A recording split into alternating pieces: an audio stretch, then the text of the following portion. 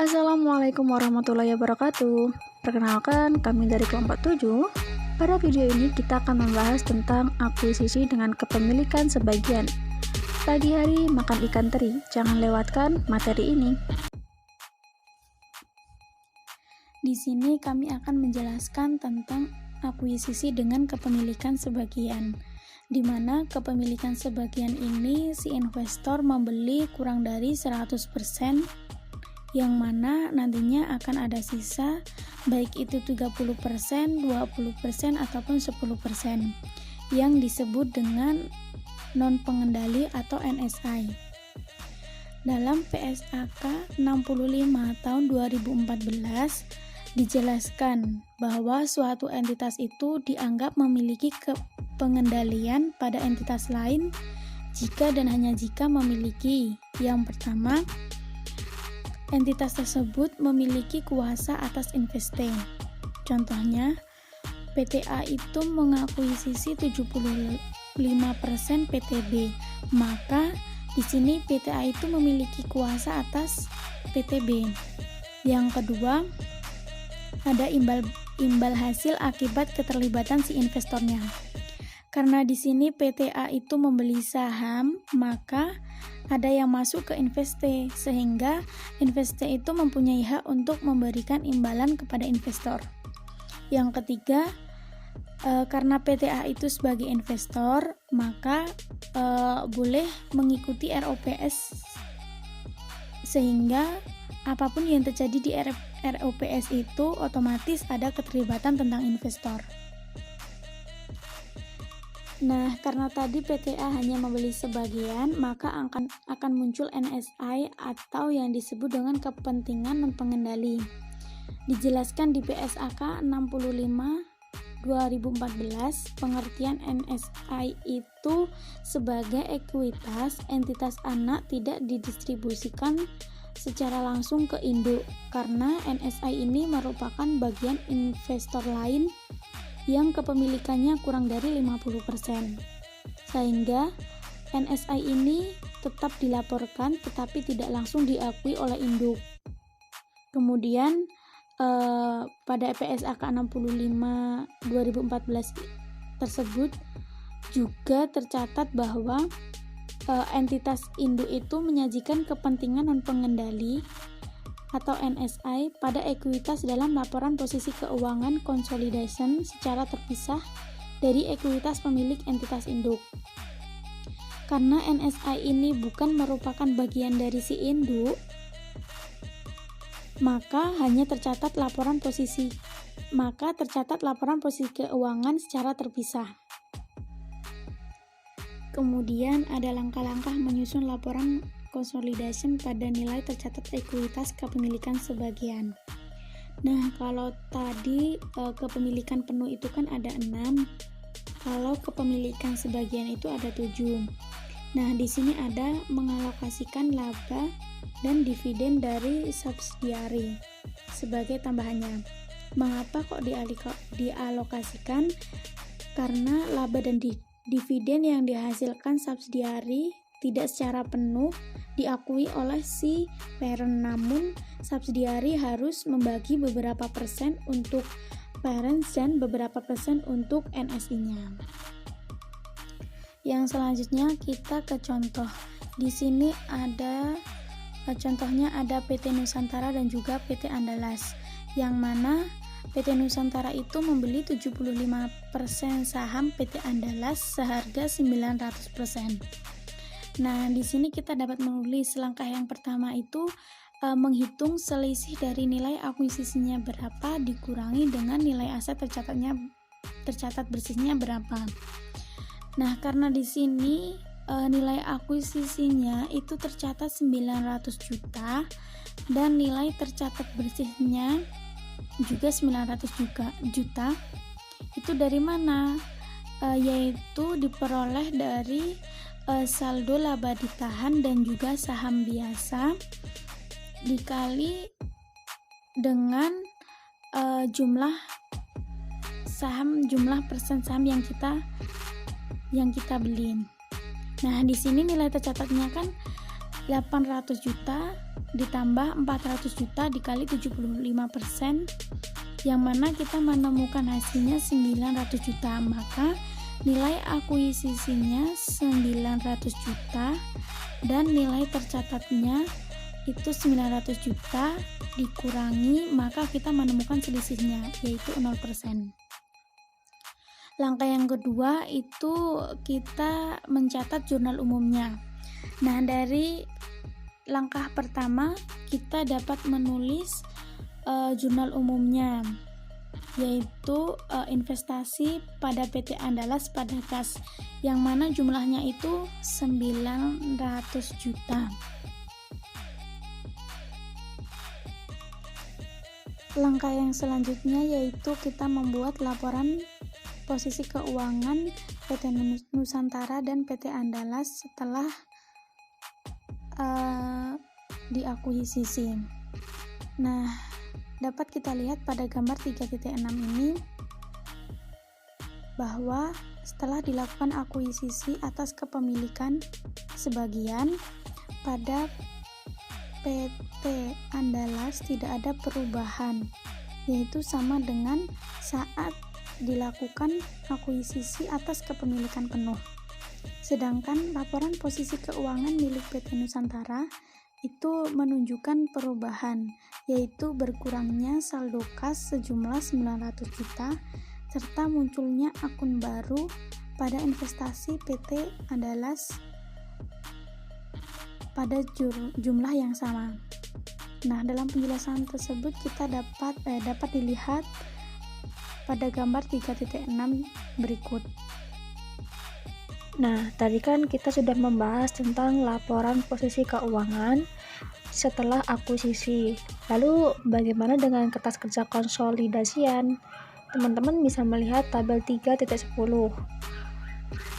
Yang unik pada kertas kerja akuisisi adalah adanya jurnal eliminasi. Nah, akun-akun untuk mencatat jurnal eliminasi adalah saham biasa PT Andalas sebesar 800 juta, saldo laba PT Andalas 400 juta, itu di debit. Lalu investasi pada PT Andalas 900 juta di kredit, dan kepentingan dan pengendali 300 juta di kredit. Nah, teman-teman perlu diperhatikan di sini bahwa ada perbedaan dengan investasi penuh. Karena di investasi setengah penuh harus menunjukkan angka kepentingan non-pengendali. Setelah kita membahas tentang kertas kerjanya, kita membahas tentang jurnal ketika PT Nusantara itu mendapatkan dividen dari PT Andalas sebagai anak perusahaan. Nah, ternyata pada tahun 2015 PT Nusantara membagikan dividen sebesar 300 juta. Sedangkan PT Andalas membagikan dividen sebesar 50 juta. Dalam hal ini, PT Nusantara berhak mendapatkan dividen dari PT Andalas. Pencatatan jurnal yang dilakukan oleh PT Nusantara adalah kas debit 37.500.000 dan kredit investasi pada PT Andalas sebesar 37.500.000. Kemudian angka 37.500.000 ini didapat dari mana? Nah, angka ini didapat dari pembagian dividen PT Andalas yang sebesar 50 juta dikalikan 75%, karena PT Nusantara memiliki 75% kepemilikan. Ternyata pada tahun itu PT Andalas tidak hanya membagikan dividen, tapi juga melaporkan perolehan laba bersih yang sebesar 200 juta. Maka PT Nusantara itu juga berhak mendapatkan laba atas entitas anak usahanya. Dengan PT Nusantara mencatat jurnal sebagai berikut: investasi pada PT Andalas sebesar 150 juta debit dan bagian laba atas PT Andalas 150 juta kredit. Nah, angka ini 150 juta didapat dari 200 juta dikalikan 75%. saya akan menjelaskan tentang bagaimana perhitungan jurnal eliminasi dengan kepemilikan sebagian. Sama halnya dengan saat pengonsolidasian pada kepemilikan penuh.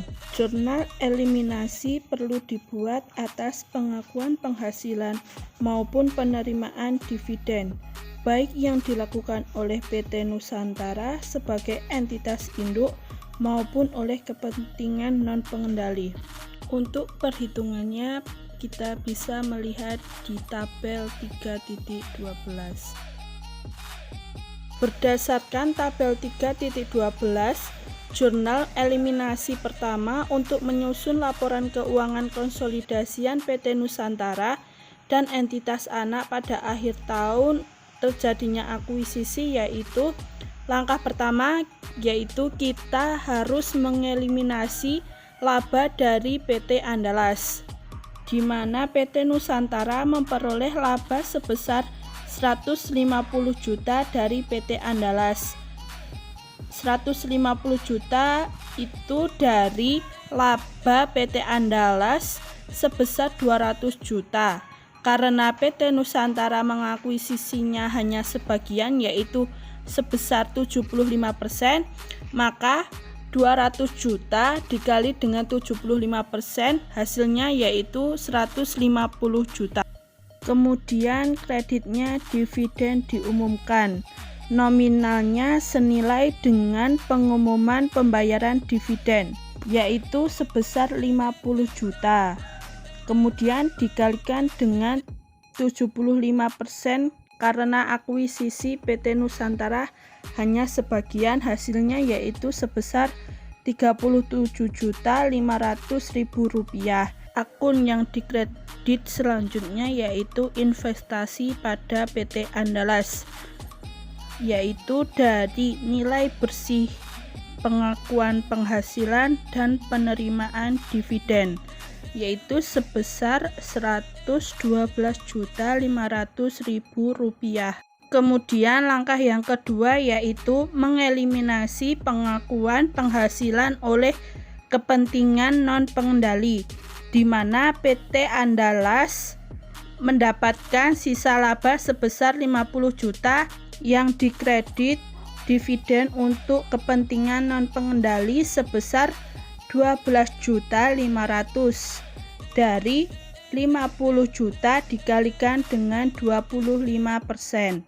Dan kepentingan non-pengendali berupa ekuitas sebesar porsi kepemilikan masing-masing, yaitu sebesar Rp37.500.000. Selanjutnya langkah yang ketiga tentang mengeliminasi saldo awal investasi dengan ekuitasnya. Kita lihat dari neraca saldo PT Andalas, di mana saham biasa nominalnya 800 juta dan saldo laba sebesar 400 juta. Sedangkan investasinya kita kredit sebesar 900 juta, maka akan ada selisih sebesar 300 juta. Karena apa? Karena PT Nusantara membelinya sebagian atau mengakuisisinya sebagian, tidak full, yaitu hanya 75%. Timbullah akun kepentingan non-pengendali sebesar 300 juta. Kemudian kita membuat kertas kerja konsolidasi dengan memindahkan akun-akun apa saja yang dibuat di jurnal eliminasi tadi, diposting ke kolom jurnal eliminasi. Adapun laporan posisi keuangan PT Nusantara dan entitas anak untuk kepemilikan sebagian, yaitu sebesar 75% pada PT Andalas per 31 Desember 2015. Laporan posisi keuangan PT Nusantara dan entitas anak ada di gambar titik 6, sedangkan nominalnya itu dari kertas kerja konsolidasian untuk laporan keuangan. Materi telah tersampaikan dengan kasih. Sekian, terima kasih.